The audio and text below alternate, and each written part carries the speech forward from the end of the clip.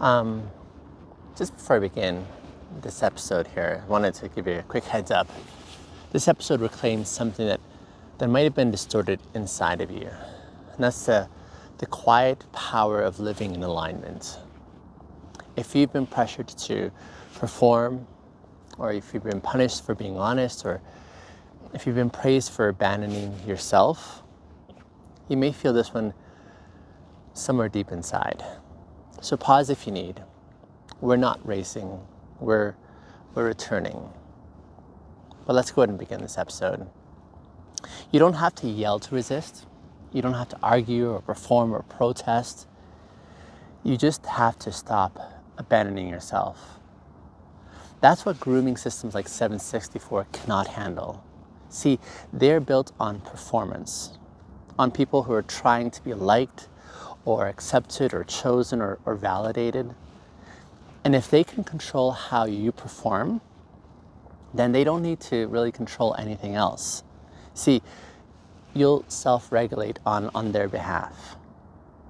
But when you begin to live in integrity, when your values, the internal values that you hold, match your external actions, you become something that they cannot really use. And it's not because you're loud, but more so because you are finally aligned. And aligned people are unmanipulatable, if I can make that word up. Because the foundation is no longer fear anymore, it's clarity. And clarity breaks systems. 764 doesn't just need followers, it needs fractured followers, people who are desperate to belong, people who are unsure of who they are, people who will, in essence, trade their authenticity for approval. And that's why integrity is so dangerous to these grooming systems.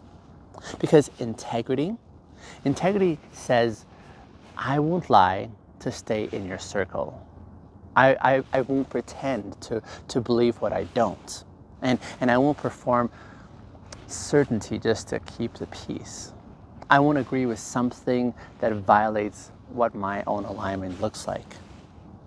And when you live like that, well, you stop being predictable. You stop being programmable. You stop being useful to their agenda.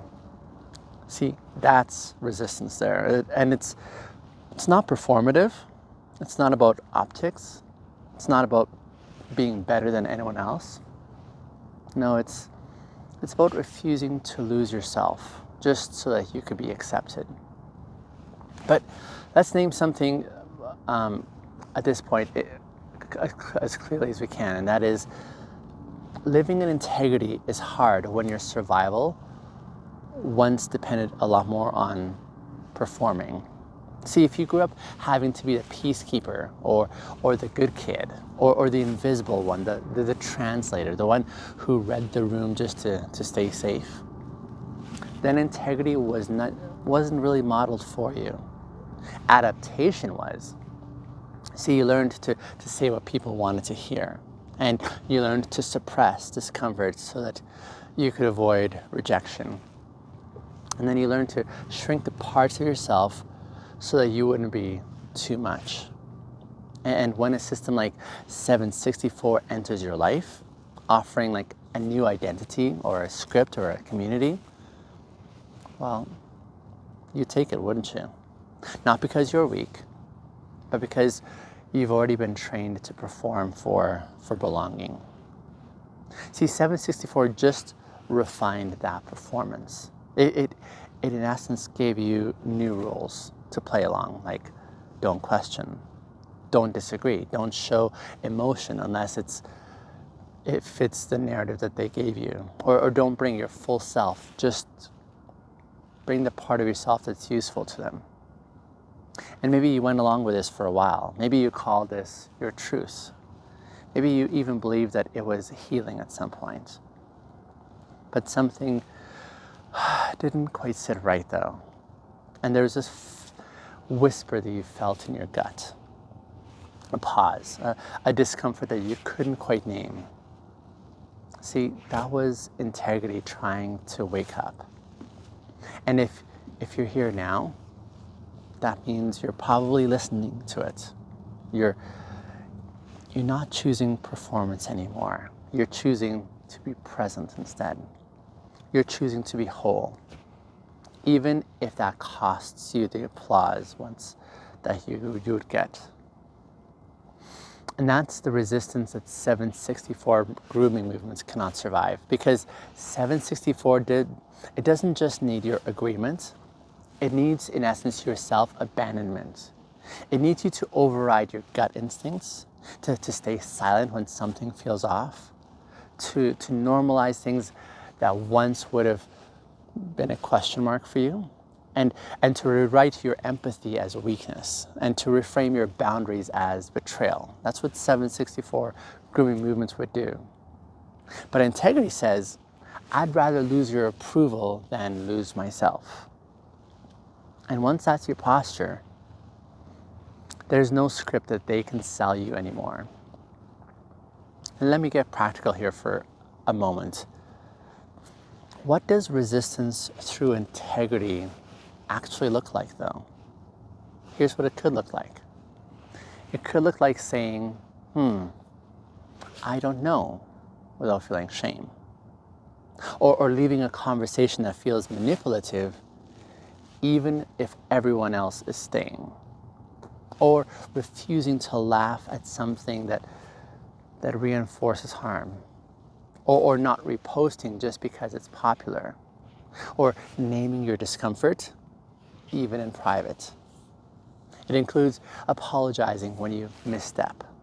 Not because you're groveling, but because you are aligned internally. It includes letting people be disappointed when you set a boundary and keep it. It includes trusting your internal sense over external pressure that may be applied on you. Or it looks like this quiet rebellion, the kind that doesn't need a spectacle because it's rooted in truth. And over time, this kind of alignment changes the way you take up space and posture yourself in the world around you. You now stop apologizing for your clarity, and you stop shrinking around confident voices. You stop negotiating your worth in every interaction that you're in, and now you start noticing who feels safe and who only feels powerful when you're confused. See, that's resistance there. And it doesn't just change you. It, in essence, changes your aura around you. People will feel this. Systems will react to it. And manipulators will have the greatest difficulty trying to penetrate this.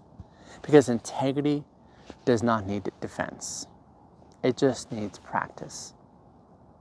And here's where I want to say something, especially to those who've maybe left the 764 style of a system. You don't have to fight them. You just have to refuse to become them. And every time you live aligned, every time that you speak what you mean, every time you stay grounded in what's real, you become the unrecognizable version that you used to be once upon a time, the one that you used to perform. That's the real revolution there.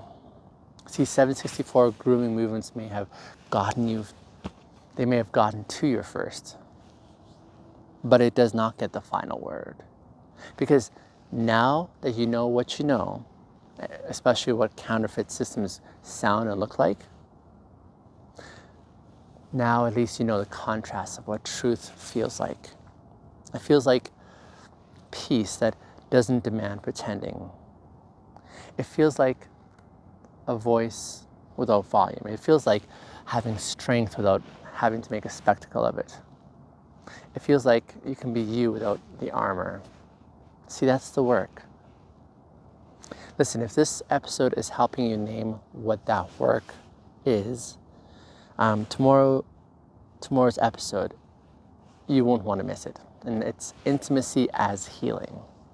And no, this is not about romance. It's about the kind of presence that rewires you, the kind of seeing that makes shame impossible, the kind of connection that says you're still safe even when you're fully seen. Because what integrity protects, intimacy restores. So we'll meet there and explore that tomorrow. So don't miss out. But till tomorrow, walk with truth, my dear listener. Not because you have to prove anything, but because alignment is your birthright. And the moment that you stop outsourcing your identity to anyone else's approval, well, movements like 764 stop having any power over you. Thanks for listening, and I'll see you tomorrow.